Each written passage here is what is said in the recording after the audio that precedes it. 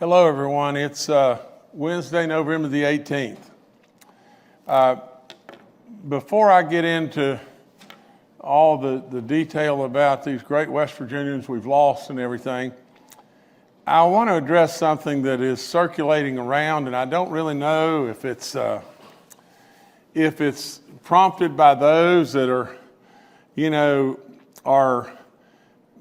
political wannabes that are feeding, people information that's incorrect beyond belief, or I don't know if it's coming from our legislature or coming from the media or where it's coming from. But let me make one thing absolutely perfectly clear.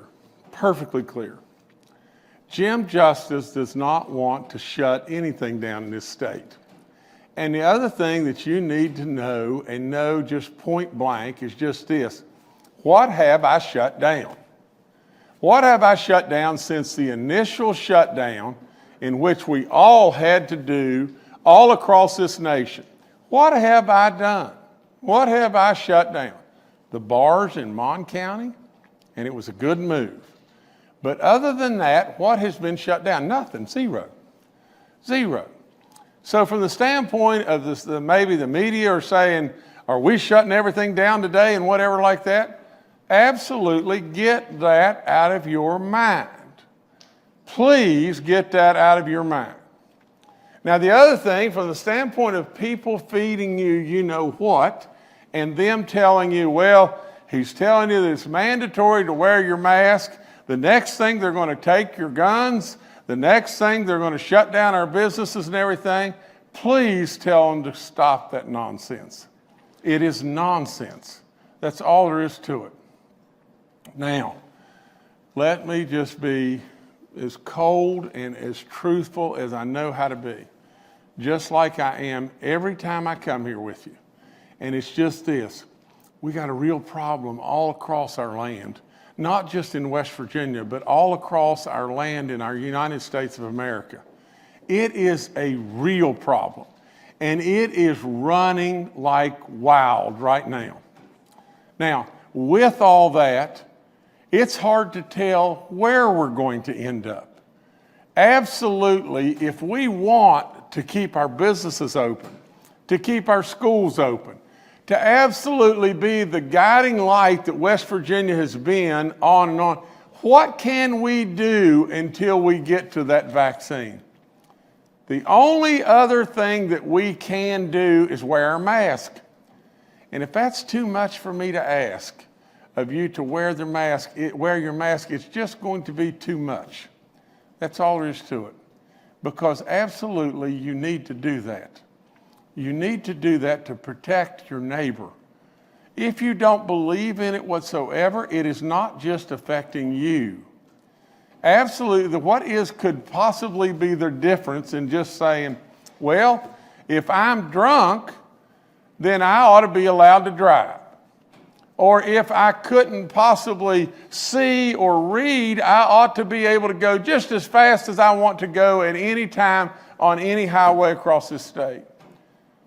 You see, whether we like it or not like it, we are a nation of law in this country.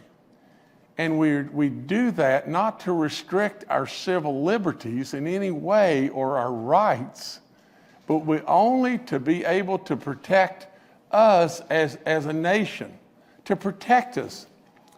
Now, there are those that are out there that are saying, this isn't real. This isn't real at all. I don't believe this. This is not real. And really and truly, you could just let us do whatever we wanted to do, and you could be South Dakota. Look it up. Look it up. Look up what's happening in South and North Dakota. Look it up. We don't want to be South and North Dakota.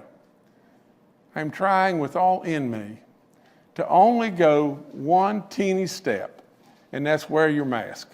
There's not a thread of me anywhere that has a thought today to shut anything down. Stop this nonsense. Whether it be whomever it may be, your leaders, whether they be in my office or in the legislature, or whether they be the political wannabes, whether it be the barbershop, whether it be the media. Stop the nonsense. All we're trying to deal with right here is to try to get us to that vaccine. Wear your mask. That's all we're asking. That's all in the world we're asking. That's it. Now, like I said just a second ago, this thing is going across America in a big time, really tough way. Let me just go to something here. In the past day alone, in the United States of America, we lost 1,707 people. What does it take to get our attention? We don't want to close anything. Nobody does. I'm the very person that brought us through the economics of this entire deal. I'm the very person that brought you a surplus in the last year when we had a pandemic and had to move the income tax filing date. I'm the very person that now has the unemployment rate in the state of West Virginia at 6.4% and going down all the time. Do you honestly think that very person would want to shut something down? Stop it. Stop this stuff. Now, in the United States, we lost 1,707 people. Since Monday, we lost 27 more great West Virginians. You know, in the past week in the United States, we lost 8,091 people. Do you know what that is? That's more deaths in 1 week than we lost in all the war on terror. Think of the troops and their ungodly great sacrifice. Think of all that they did. We have lost more people in a week than we lost in all the years on the war on terror. Now, it's a problem. We deal with problems, don't we? Now, it doesn't mean that we go out and start screaming the sky is falling or justice is going to do this or he's going to put a mandate on, he's going to take my guns, or he's going to stop us from driving an automobile, or he's going to absolutely shut down our businesses. That is hogwash. Stop the hogwash. That's all there is to it. Stand up. If you want to stand up, West Virginia, if you want to stand up for our president, who stood right arm in arm with him forever? It was me. If you want to stand up for what we think is right, no low taxes, or right to life, or our Second Amendment, you're looking at it. Stop the hogwash. That's just all we got to do. Now, of the 27 people, again, with all the respect that I can possibly have, our 586th death is an 84-year-old female from Boone County. Our 587th death, a 59-year-old male from Kanawha County. Our 588th death, a 79-year-old female from Kanawha County. Our 589th death, a 68-year-old female from Barber County. Our 590th death, a 72-year-old male from Fayette County. Our 551st death, an 86-year-old male from Ohio County. Our 592nd death, an 88-year-old female from Ohio County. Our 593rd death, a 75-year-old female from Jefferson County. Our 594th death, a 68-year-old male from Hancock County. Our 595th death is an 80-year-old male from Putnam County. Our 596th death, a 69-year-old female from Putnam County. Our 597th death, an 89-year-old female from Putnam County. Our 589th death, a 68-year-old male from Boone County. Our 599th death, an 86-year-old female from Cabell County. The 600th death in West Virginia is a 44-year-old male from Mingo County. Our 601st death is a 78-year-old female from Mercer County. Our 602nd death, a 90-year-old female from Brooke County. Our 603rd death, a 68-year-old male from Wyoming County. Our 604th death, a 74-year-old female from Kanawha County. Our 605th death, a 72-year-old female from Roane County. Our 606th death, a 76-year-old male from Nicholas County. Our 607th death, an 81-year-old female from Wood County. Our 608th death, an 86-year-old male from Harrison County. Our 609th death, a 62-year-old male from Wayne County. Our 610th death, a 92-year-old male from Jefferson County. Our 611th death, a 76-year-old male from Logan County. Our 612th death in West Virginia is a 94-year-old male from Jefferson County.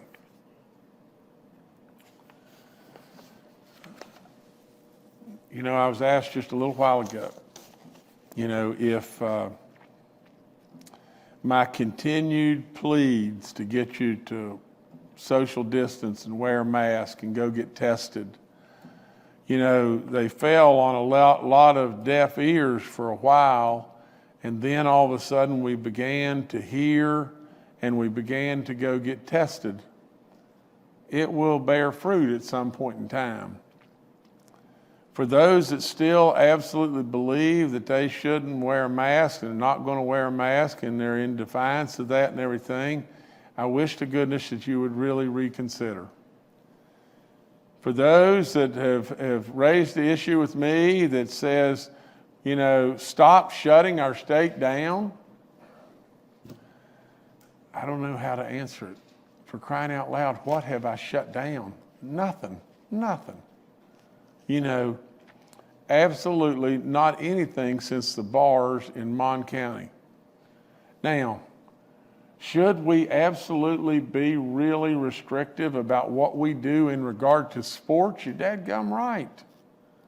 You know, our kids need to have the right and the ability to go to school, first and foremost. Now, we all love sports, and nobody could love it more than me. But at the end of the day, sports have got to take a back seat to what's going on here. Without any question, all I ask of you is just this. I wish that you could reconsider from the standpoint of wearing your mask. I salute how we have really stepped it up.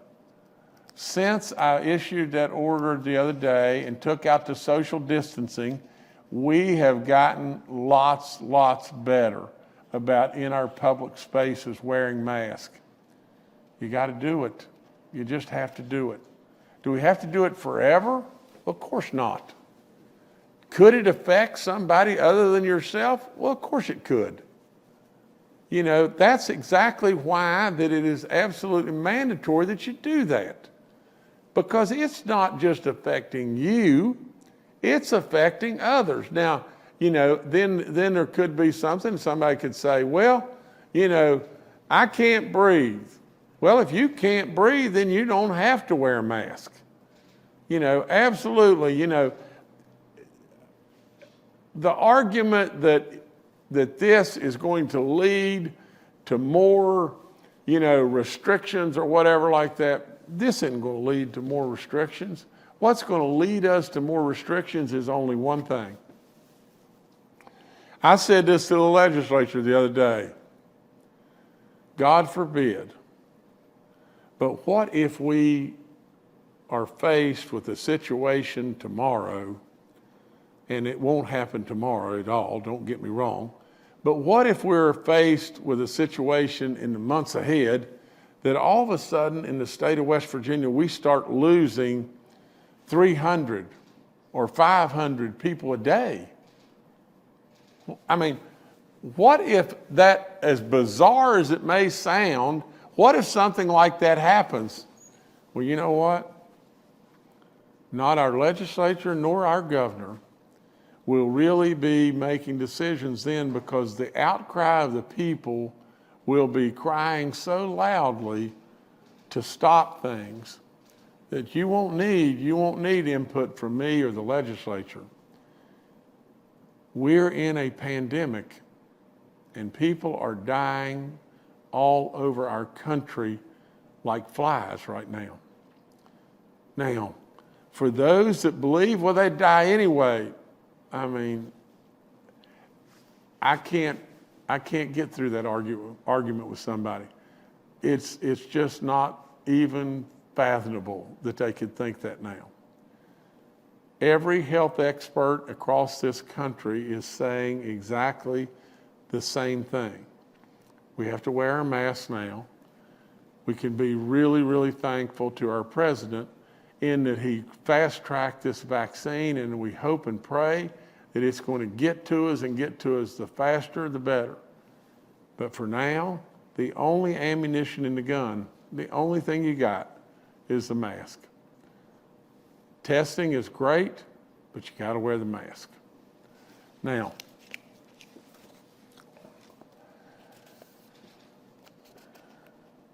in the state of West Virginia right now, you have 429 people hospitalized in West Virginia.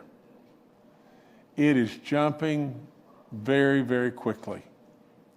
You have 126 people in the ICU units. We still have capacity. But if we don't slow this down, how long are we going to have capacity? We tested yesterday in the state of West Virginia 23,000 people. 23,040 were tested yesterday. Now, first of all, I don't know exactly what that cost, but I would think that it cost in excess of $2 million. That's $2 million of our CARES money in our testing yesterday. Imagine what this is going to add up to. Our effective reproduction numbers at 1.14. It's still probably right in about the middle of all the states. We now have 3 counties in the red and 15 counties in the orange. The red are Marshall, Mineral, and Jackson. In the orange, we have Hancock, Brooke, Ohio, Morgan, Berkeley, Jefferson, Hardy, Randolph, Barber, Wood, Mason, Putnam, Cabell, Wayne, and Boone. All across this state. Now I've just been, apprised of the fact that the total number of testing that I just said that from the notes that I had, that we had 23,000 tested yesterday in the state of West Virginia. That number's an error. We're going to try to get you a correct number on that in just a second. Our daily positivity rate in the last day was at 5.66, and our cumulative positive is at 3.35. Actually, that number, and again, being completely transparent and trying to be completely accurate, yesterday we tested 12,000 people in West Virginia, and that's great too. That's a great big number too. As I said just a few minutes ago, and I can't for the life of me understand why this doesn't resonate with every single person around us. We lost 1,707 people yesterday in the United States of America. We are right at 250,000 people that we've lost with this dreaded pandemic. There was 161,934 new cases in the past 24 hours in our country. We've now reached 11.3 million cases in the United States of America. All these numbers validated by Johns Hopkins. I've been through the face covering stuff until I can't talk about it anymore.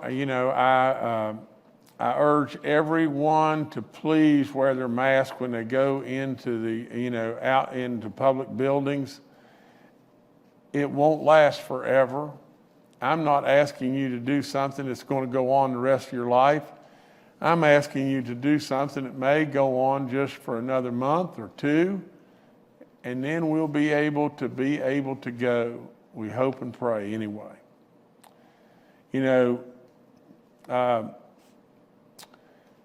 We have printable signs available if your business needs them, and they are available on our website here as well. Our testing before the holidays, we urge you to be tested before the holidays. We have extended the school being out from Thanksgiving Day to the following Thursday. We're trying to go back. We'll be going back for, I think, 11 days before the Christmas break. You know, there's surely argument on the table as to whether or not we should go back at all, but I do believe that we've got to contend with everything from special needs, from the education of our kids, from the standpoint of daycare, all the different components that we've got to factor into this policy.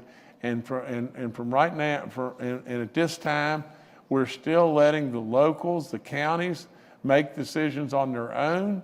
But at the same time, you know, it's my belief that we should go back to school. The free testing, you've got that. It's up on your website. The drive-through pharmacy testing's there. We have 22 outbreaks in our school systems with 110 confirmed cases. Really, to be perfectly honest, that number's great. You know, compared to all across this land, really and truly, we're doing a good job in our schools. Our long-term care facilities, we have 82 outbreaks. In our churches, we have 20 outbreaks in 13 counties. That's Cabell, Fayette, Hardy, Jefferson, Kanawha, Mingo, Monroe, Preston, Raleigh, Taylor, Tyler, Wood, and Wyoming counties. And these outbreaks account for a total of 280 cases. I go back to the same thing I've said over and over. At church, wear your mask. At church, a pew in between you, social distancing. Please, please, please try with all in you to recognize if you happen to be an elderly person and you want to go for your church services, go. Try to go with every one of these guidelines. They'll protect you and protect others. And not only that, right behind all that and everything, if you can get your services online and you choose to not go at this point in time, it'd probably be wise. Now, the other thing is just this. I urge everybody. You've seen the name or heard the names of the people that I've read and everything, and it's easy that this terrible killer attacks the elderly more than any. And so if you can run to the grocery store and get groceries or whatever it may be, or help any person of age, you know, that is one of our seniors, please do so. Please do so. It'd really be very, very helpful. Now, let me just tell you how this can run through anything. I said just the other day, Cecil Patterson called. He's a great county commissioner and a great man in McDowell County. He called and said, we got a real problem. You know, we got a real problem. We've got, you know, I don't know what it was, but maybe 10 people at that time that are active active inmates that have tested positive, and maybe 6 or 8 staff. And we got to move because we got a problem. We got an out-and-out outbreak on our hands down here. Today there are 260 active inmate cases at the Stevens Correctional Center in McDowell County. There are 30 active cases among the Stevens staff. Outside of Stevens, there are 8 active inmate cases and 32 active staff cases all across the state. There are 8 active inmate cases across our state, and there's 260 in one facility in McDowell County. It goes through us like a knife through butter. It absolutely goes through us at a speed that is very, very difficult to stop. I have told you over and over, West Virginia, you're the oldest. You're positioned with border states all the way around you. You absolutely have the most sickness of any state in the nation. This can go through us even worse than it is today. Flu vaccines are available. If you can get your flu shot, please try to do so. They're available for everyone that's 6 months in age or older. as far as back to the dollars from the CARES Act that are going out and everything, we're at $184,029,674 that have been awarded to our cities and our counties. And I know that's been a lifeline for our cities and counties. We want them to continue to apply as they've been doing, and we'll continue to try to pump the money out. I'll wrap up by just saying just this, and just to restate, quit scaring people. I mean, whether you're that political wannabe that's riling everybody up and everything and saying your businesses are getting shut down and everything else, or we ought to be like South Dakota or this and that, quit that. Quit scaring people. Whether it be the media or it be whomever, somebody in my office or lawmakers or whatever it may be, quit scaring people. We don't need to shut anything down. We're not going to shut anything down unless this thing continues to get worse and worse and worse.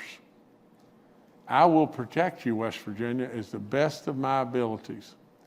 Now, and absolutely with all in me, I do not believe we're going to have to take any drastic steps. Now, did you hear that? I really don't think we're going to have to shut down anything. And God knows I don't want to shut down anything. But we can't with something that we don't have a playbook, we don't know anything about this pandemic, much at all and everything. Absolutely, we cannot take anything off the table. We have got to continue to tweak and adjust and keep moving as we go forward. That's what we're going to continue to try to do. All right, thank you, Governor. Let's now go to Dr. Clay Marsh, our coronavirus czar. Good morning. I will just add to what the governor has said that today in West Virginia, we are averaging more positive cases per day over the last 7 days than we have at any other time during the pandemic. As the governor said, across the United States, we're seeing more people in hospitals, and we are seeing more people in hospitals in West Virginia with COVID. Although, as the governor also said, we still have plenty of capacity, and most of the people in our hospitals or our ICU beds are people that do not have COVID. But we, like other states, understand that we are both seeing increases in the numbers of daily new cases. We're seeing increases in the numbers of people in hospitals, and we can anticipate that 2 to 4 weeks after we see more cases, we will continue to see more hospitalizations. The governor is committed, and I give him tremendous credit, to maintaining our state open for business in every way possible. And that is important to keep our state together. And that's what the plea I heard him talk about this morning was, not to panic and to stay together and understand that we're all pulling the rope in the same direction. And I would say, as we look at our new cases that we've diagnosed over the last week or 2 or 3 weeks, we're seeing a rise in people who are 30 to 49 years old getting COVID infection, and also seeing a rise in people that are 50 to 64 years old.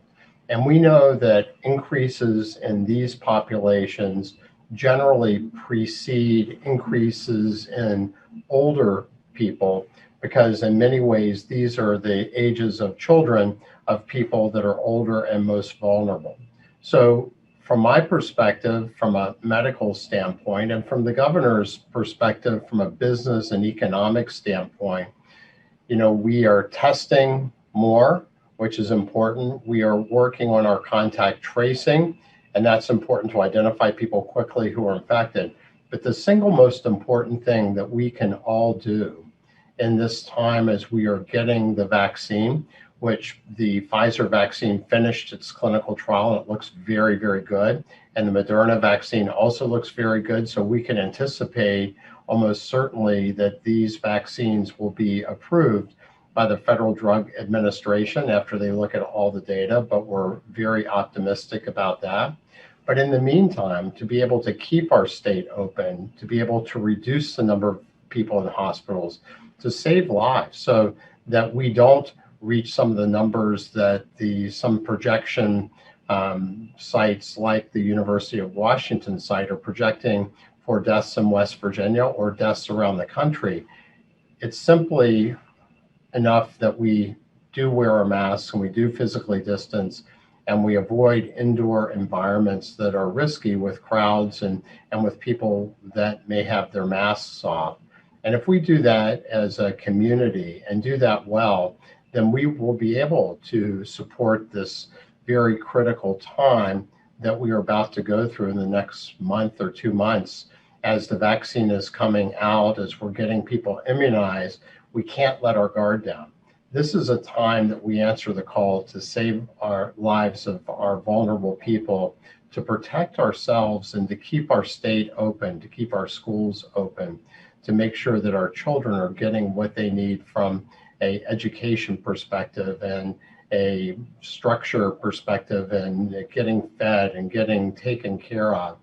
And that should be a very high priority for every West Virginian. So as we look forward, that if we stay together and we do the simple things that we know do work very, very powerfully against COVID spread, then we will continue to be the model for other people to follow.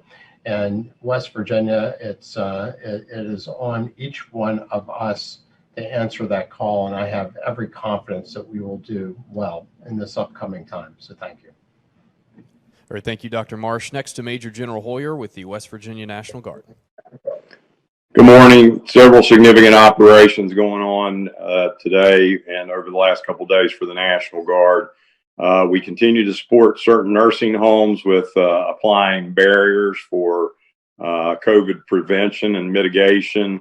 A significant number of test lanes continue to go on across the state. We're working with our local health departments and DHHR on a number of significant sanitization missions, the most significant of which will be the Stevens Correction Center, which will take multiple days to work through.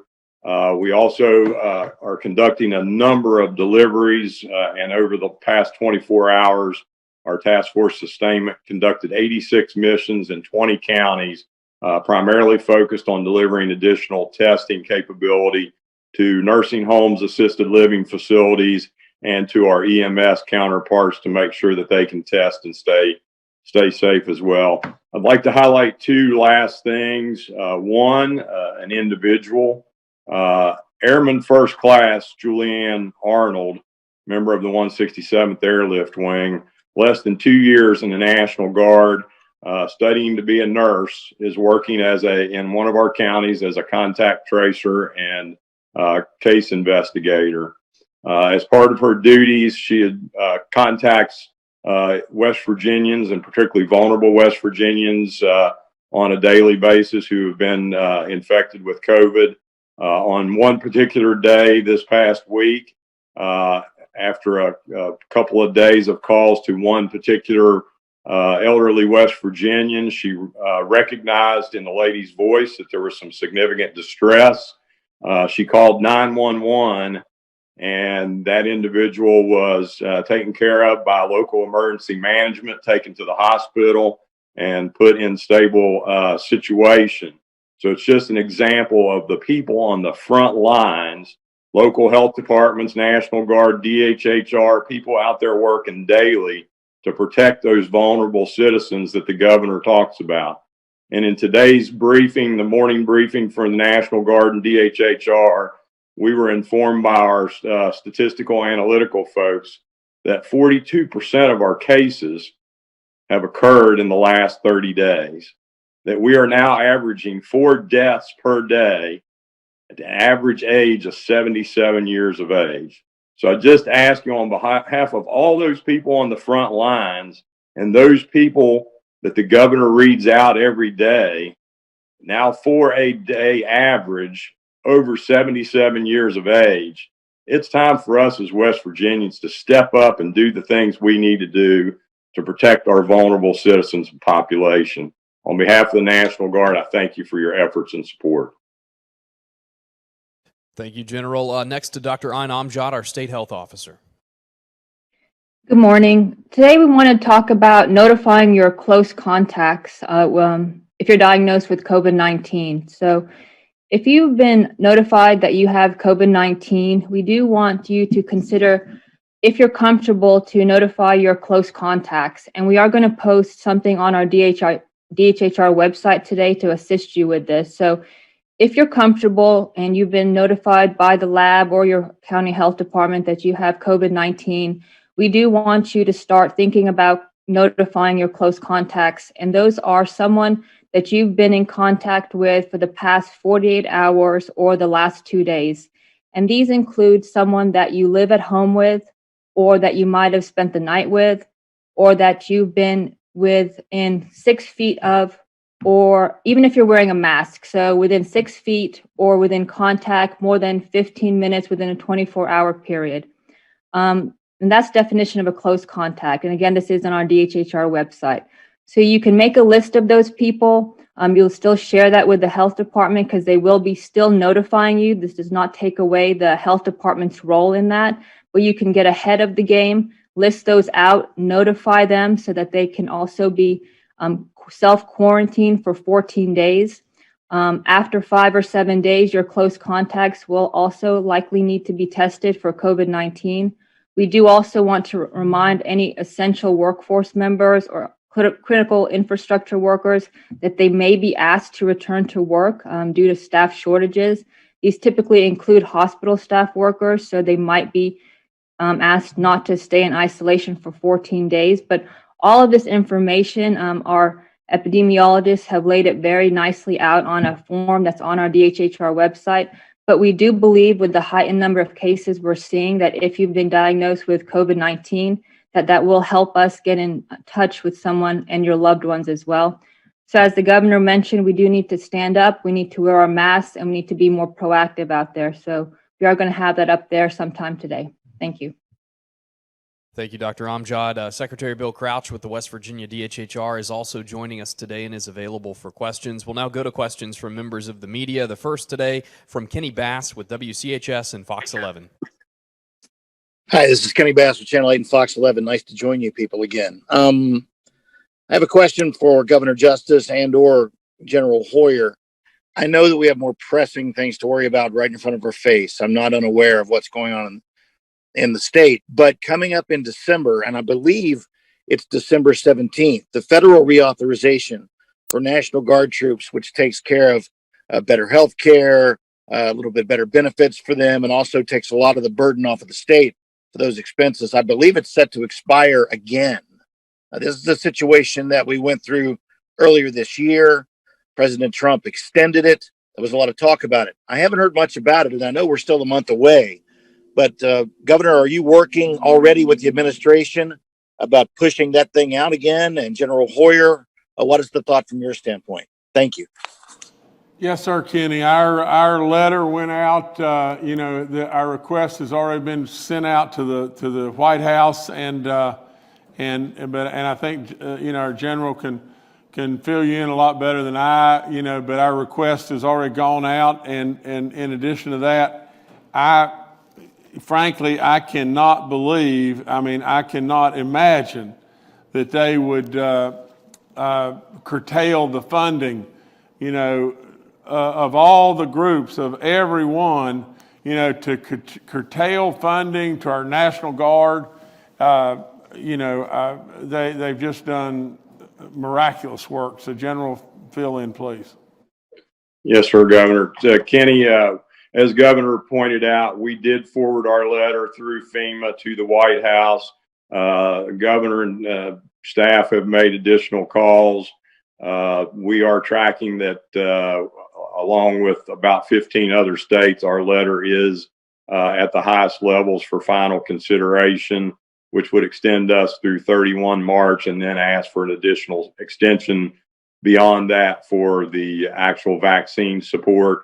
Worked with the governor and the senior staff, and we have a fallback plan in place to manage a state active duty circumstance if that becomes necessary. But we're hopeful that, as the governor said, that we will get that through expeditiously and take care of the men and women of the National Guard who are on the front lines with our fellow agencies on this effort. All right, thank you, Kenny. Next to Matthew Young with the West Virginia Daily News. Good afternoon, Matthew Young with the West Virginia Daily News. Governor, I think it's fair to say that the mask mandate has met with some division and honestly some resistance. Now you spoke a lot. You spoke to a lot of this on Monday, and then again today. Obviously, this is not exclusive to West Virginia. It's going on all over the country, but it's really starting to feel more like we're fighting an ideological cold civil war as well as a pandemic here. And now on Monday, you had said that you don't have the power to make law, but that kind of begs the question of what is the value of an executive order if it cannot or it will not be enforced. Now, to use one of your expressions, if I may, to a degree, it seems as though we're confusing effort for accomplishment here. As you had said, I believe on Monday, 95% of people in West Virginia think that we should be wearing a mask. Science agrees, medicine agrees, education agrees. From a business standpoint, we know it can prevent the need for any possible further shutdowns down the road. It's been irrefutably proven that the mask decreased the spread of the virus. You know, obviously there's some concerns raised, but we know those concerns can be mitigated. So at this point, why not call legislature back into session and let them vote on it? Why not give them the opportunity to step up and do the right thing and do what 95% of the people in West Virginia want? Maybe in my limited understanding, I'm oversimplifying it, but would that not alleviate a lot of the division that we're seeing right now? Thank you. Matthew, I'll make a stab at a whole bunch of this, but Matthew, we're talking to the legislature. We're doing it, nonstop. From the standpoint of me making this a criminal offense, I can't do that. We absolutely, that's not within the power of the governor. I can, by executive order, mandate wearing masks. I can do that. We need to absolutely know that we've all got to continue to try to find some way to work together. But Matthew, you are correct in the fact that 95% of West Virginians are saying wear the mask. And we do legislate for the masses. I don't think that we'll have to call our legislatures back into session and who knows, if that's the right decision or not, but I am not opposed to that. I am not opposed to that at all, because at the end of the day, Matthew, I think that our people need to speak up more too. When it really boils right down to it, if we just came in tomorrow and said, look, I've tried with all in me. I am beating my head against the wall. I am doing everything under the sun that I can do. And yet you still have this echoing nonstop. But by God, I'm not going to wear a mask. That's my civil liberties, this and that and everything else. And I said, okay, just do what you want to do, and don't call me when it all blows. Well, first of all, that's not the responsibility. That's not the action that you want from the governor. And at the end of the day, our people our people across this land are going to have to speak up and stand up.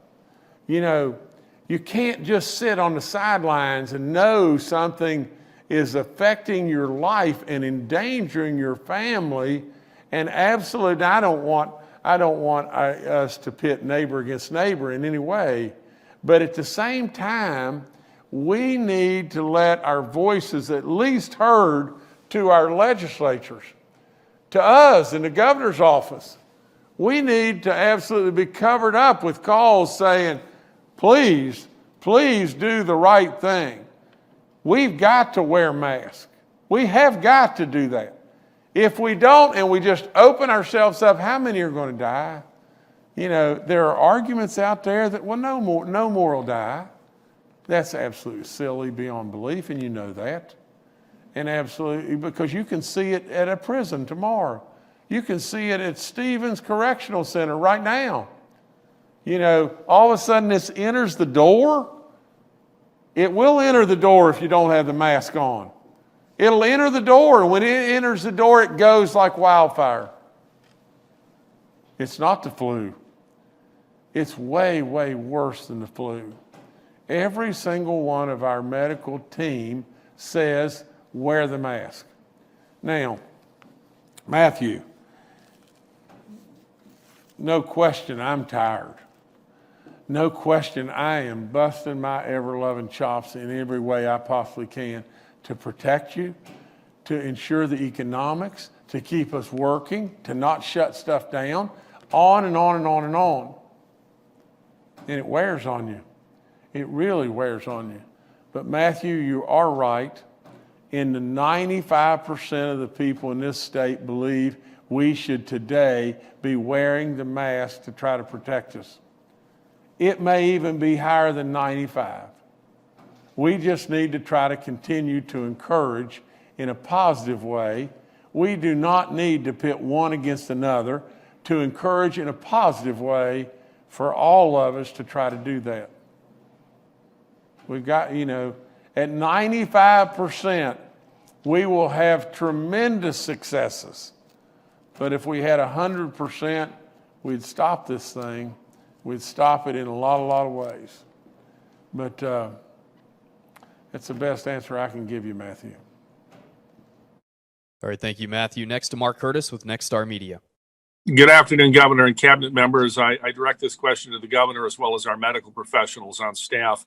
And this is a form of a question I've been asking from time to time at the briefings, but now other states surrounding us are taking specific actions that could affect West Virginia. Governor DeWine ordering the 3-week curfew from 10 p.m. to 5 a.m. And the governor of Pennsylvania saying you can't fly into Pennsylvania unless you won't be allowed to deplane unless you've got the test results that show you were recently tested and that you are negative. Again, one can imagine a scenario where people at bars in Ohio say, well, it's 10 o'clock, it's closing time. Let's drive to Huntington, Parkersburg, or Wheeling and keep drinking and watching college football. And that brings in its own, problems with the drinking, but also the possible spread. And by the same virtue, someone could say, well, instead of flying into Pittsburgh, I'm just going to fly into Charleston, West Virginia. So I'm wondering what you're going to do in response to what the other states are doing. Mark, I'm going to continue to keep everything on the table and do and monitor this in every way. I would caution again our border counties, as we've done over and over and over, that they should be, completely on guard. There are people across our state that said, well, I don't think we should do anything. I think we should be South Dakota and everything. We did the smallest thing you could possibly do. Ask everybody to wear their mask in public buildings without shutting anything down, without closing, without restricting hours, without doing anything else. And you saw the uprising that we got, and it was fueled by people that were wannabes, people that are taking these good people's monies, and being wannabes. At the end of the day, Mark, I don't know where this is going to go. Nobody knows where this is going to go. As things get worse, we're going to have to do more.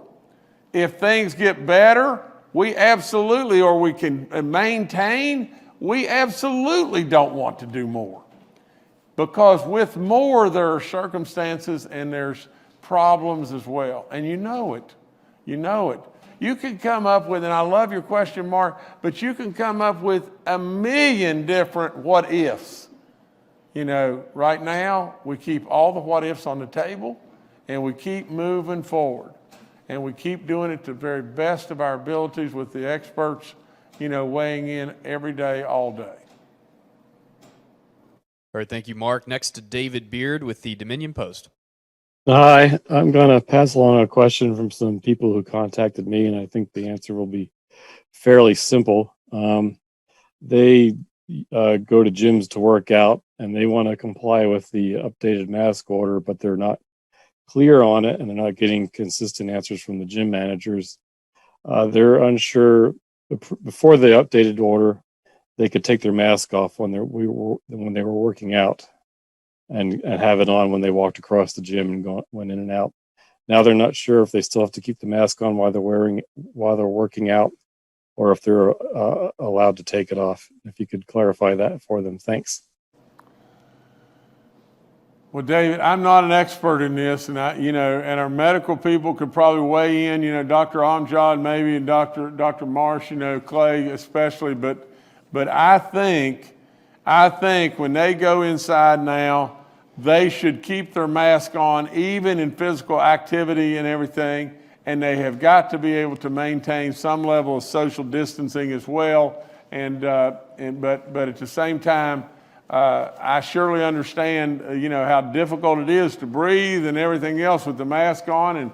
And some gyms are putting up plastic shields and other things to be able to separate people. But Dr. Marsh, I'm not your real expert on that. Dr. Marsh, maybe you can weigh in a little bit there. Thank you, Governor. David, as I think you are insinuating, the executive order is to have people wear masks indoors at all times, and that should include gyms. If people can't breathe during physical exertion, then they should reduce that physical exertion or go outside and physically separate from other people to do that level of physical exertion. All right, thank you, David. Next to Paul Mullen with WCBC.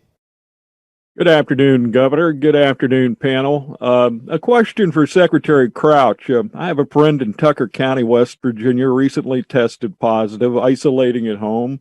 And they say they get a call from the health department every day checking on their well-being.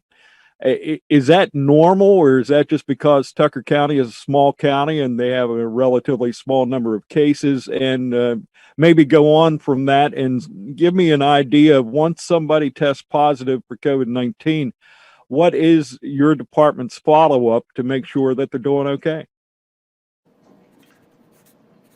Thank you, Paul. That is normal. That's part of the responsibilities of the local health department. It's also part of the responsibilities we're looking at in terms of continuation of that as we ramp up in the number of cases we have in West Virginia. Certainly following positive cases is important that have symptoms.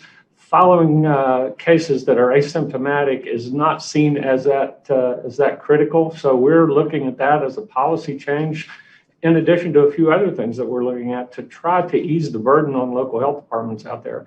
They do a terrific job, but having to call a large number of people daily is time consuming, as you might imagine. So individuals are self-quarantined and they're moved to recovered, as we've talked about, after 14 days. We're also looking at automating that process, and right now are moving those individuals to recovered after 30 days so that we take some of that burden off of the local health department. So, but you're right, that is being done not only in Tucker County, but in other counties, but we are looking at a policy change there. So it's a good question.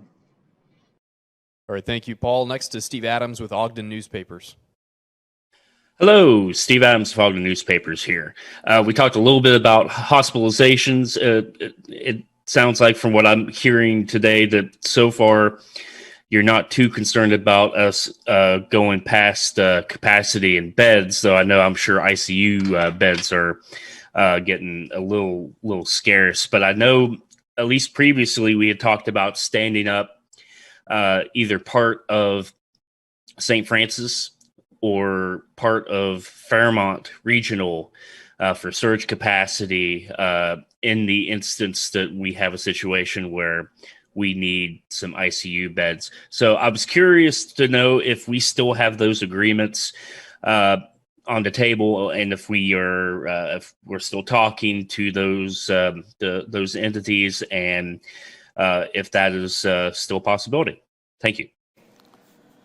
Okay, Bill, why don't you answer the question about St. Francis and Fairmont, and then we'll fall back on Dr. Marsh or General Hoyer on the rest.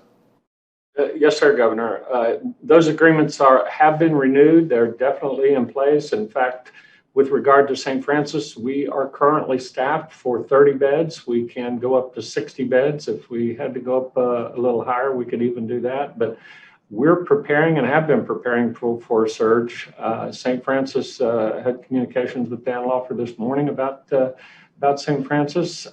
With regard to Fairmont, that's a secondary backup surge hospital for Northern West Virginia. WVU and the WVU system is also prepared for a surge. We've had constant communication with them, as well as our larger tertiary hospitals in Huntington and in Charleston. So we're focused on this and trying to make sure we're prepared, but those agreements are in place, we're renewed, and we're prepared at this point for whatever happens. So thank you for the question.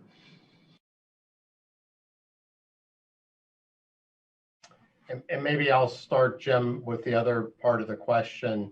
The issue about ICU beds and hospital beds, as you rightly indicated, we are seeing more activity and more people hospitalized with COVID in our hospital acute care beds, as well as our ICU beds. And we, as Secretary Crouch indicated, are in constant communication with the Hospital Association and with the major hospital systems in the state. And we have every confidence that the hospitals are managing responsibly. And from the initial round that we had with COVID-19, we learned many important lessons in how to create more capacity. I think it's really important for us to recognize the two sides of this equation related to hospital capacity, actually three sides of this equation for hospital capacity with COVID. So number one is we want to make sure that we are maintaining sufficient bed space in our higher level, higher acuity hospitals, our tertiary and quaternary hospitals, which include WVU Medicine, particularly Ruby, Mon Health, CAMC, Mountain Health, so that we don't overload those hospitals that can take care of our sickest citizens. Second thing is we have to protect our staff, because we know that opening beds without the expert caregivers is not nearly as effective. And so, our caregivers work in the same communities that we all live in. And so trying to help them avoid getting infected with COVID, not in the hospital during their work hours, but as they go home. And this is not trying to become Big Brother. This is really just trying to support people to make sure that we keep them safe, like we want to keep every West Virginian safe. And the third issue is we do have capacity across other parts of our healthcare system in the state, and particularly some of our additional hospitals are federally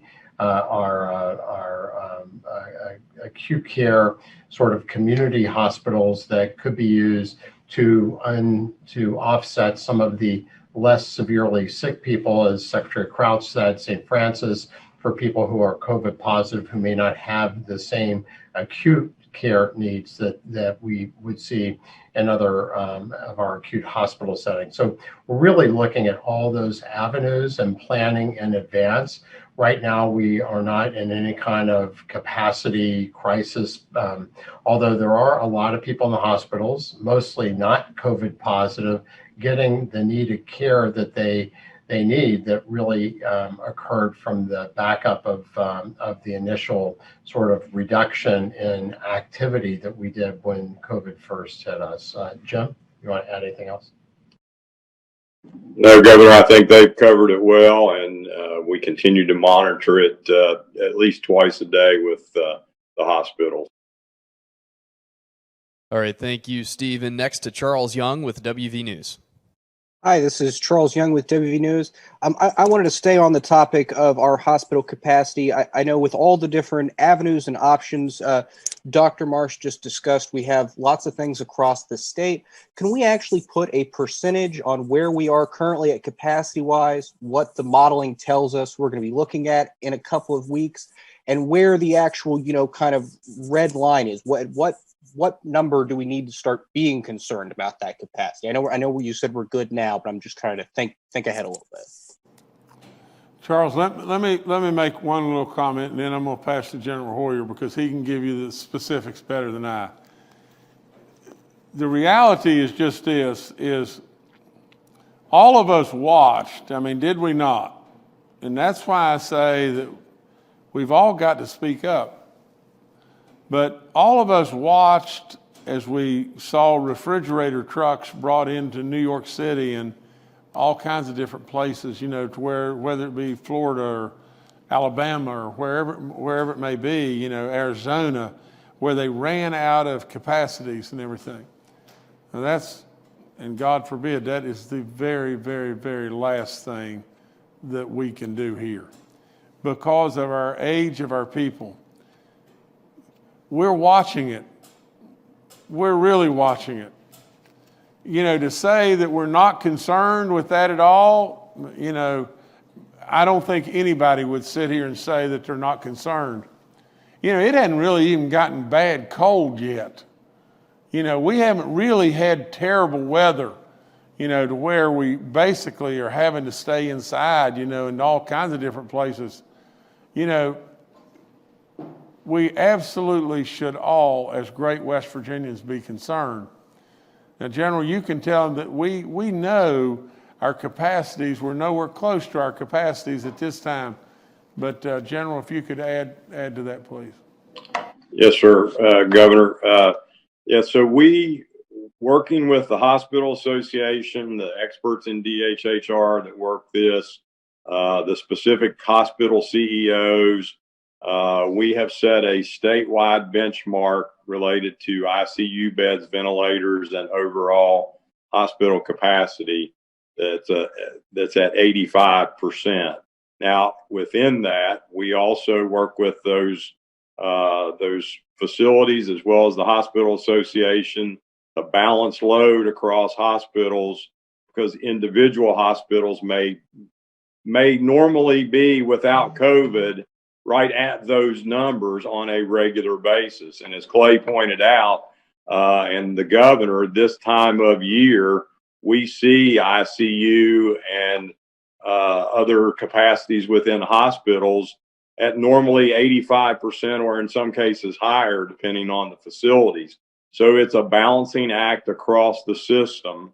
One of the things that the governor directed us to do is to have regular communication with facilities. So each week, Secretary Crouch, Dr. Marsh, myself are on a call with the senior hospital leaders as well as the Hospital Association to look at issues from PPE to balancing load across hospitals. And as Clay pointed out, in some cases, we'll also have to look at balancing across hospitals for individuals who are not acute patients. So it is an area that the governor's directed us to stay on top of. One of the two top priorities he's given us is to make sure that we keep our hospital system in solid condition, as well as working hard to protect our nursing homes, and we have regular communication with both.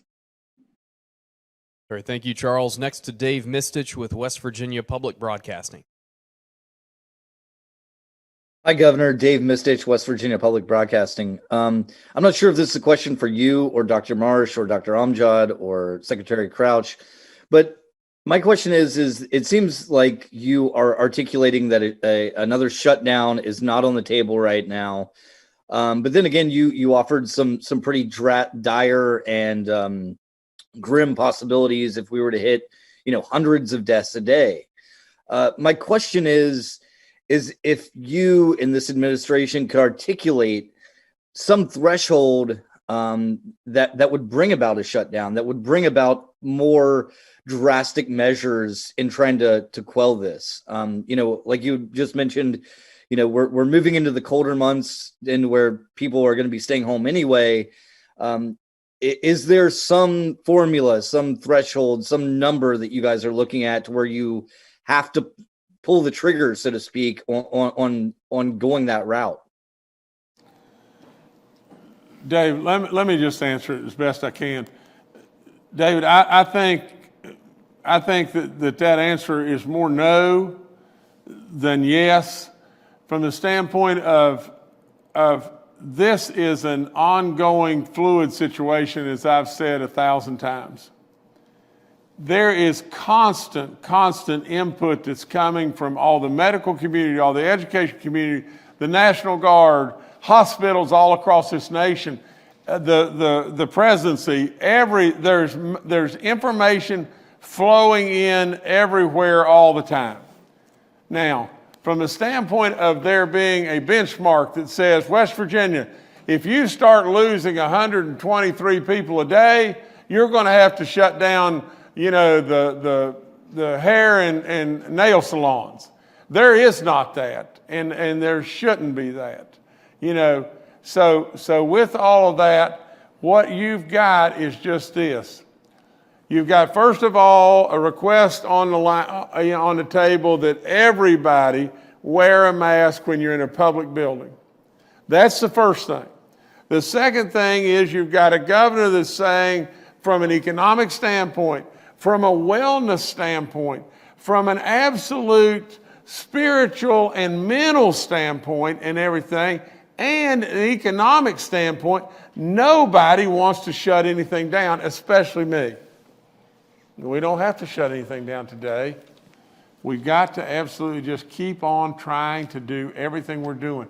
But we can't have a food fight over something as simple as this egg-sucking mask. That's all there is to it. We can't have a food fight over this.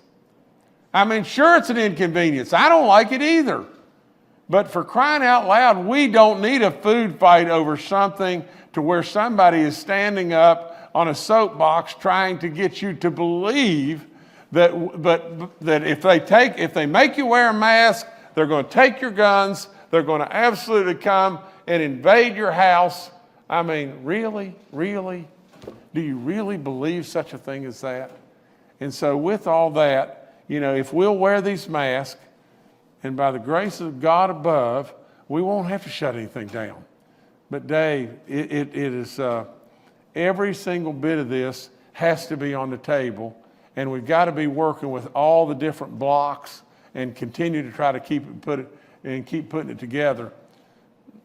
It's hard to argue with what we've done thus far. Thus far, it's been pretty dadgum good, and I give all the credit to the great experts that are advising me each and every day. So let's just keep it moving and keep it moving in as good a way as we possibly can.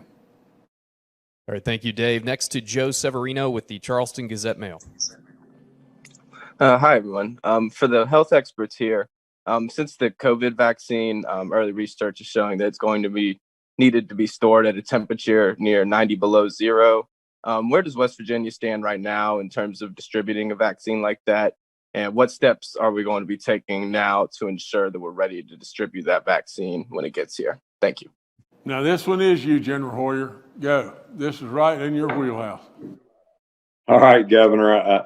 So DHHR with the National Guard and CDC has actually been meeting this week, reviewing the plan put together by the DHHR staff in conjunction with the National Guard. There were 20 organizations already involved in that planning process. And I say organizations as opposed to agencies because they're entities beyond state government. They include all the way from the security police's part with the state police to the freezers that you talk about. There are freezers that have been identified in existing facilities. There are additional freezers on order. Excuse me, and there are plans in place to be able to move the vaccines that require that low temperature. There's also discussion going on related to vaccines that will not require that low temperature. So a significant amount of work going on right now, as well as a plan to look across phasing in for healthcare workers, nursing home facilities, and all the things that have to be done related to prioritization. That gets briefed regularly and then is over reviewed by the governor. All right, thank you, Joe. Governor, I'll turn it back to you. Okay, I hope we've clarified a few points here today, and again, I thank all the great West Virginians out there, everybody from our legislators to our media to everybody that's surely weighing in and trying to do all they possibly can to try to help this. I want to say just this, I try to take notes as we go. A question was brought up in regard to almost from an amazement, that we are contacting people every day from our local health departments in regard to how they're doing and everything, and checking in on them and everything. And it was brought up in regard to Tucker County, because in Tucker County, we may not have nearly as many cases and on and on. I'm sure that we dropped the ball somewhere at some point in time, but man, are these people doing good work. And, they need to be commended and thanked in every way. And so to all the health departments and all the DHHR and all those that are out there putting in these licks, thank you from me and from all of us, because it is amazing, just what great work you're doing. From the standpoint of St. Francis and Fairmont, we made a plan. We made a plan early. Fairmont was surely getting ready to shut down, period. And really what's happened there is we saved that place. We saved that hospital. We saved those jobs. And we saved the ability for people in that community to go to that hospital and not have to drive all over Kingdom Come. In addition to that, we have the backup in that facility to go to a surge hospital if we need it. People have made a lot of good moves on the chessboard, and I give them so much credit and so much thanks. I'll end by just saying just one thing, and that is, West Virginia, if you will continue together to pull the rope together, and we will not get divided and not off on one of these, silly tangents. If we will continue to pull the rope together, we will get through this. And we'll get through this without shutting anything down. We'll get through this in a way, West Virginia, that all of us will feel very, very, very proud. We've still got rough seas in front of us. Don't think that we shouldn't be concerned. Everyone here is on high alert, and everyone here is working around the clock. Thank you a bunch. Keep together, West Virginia.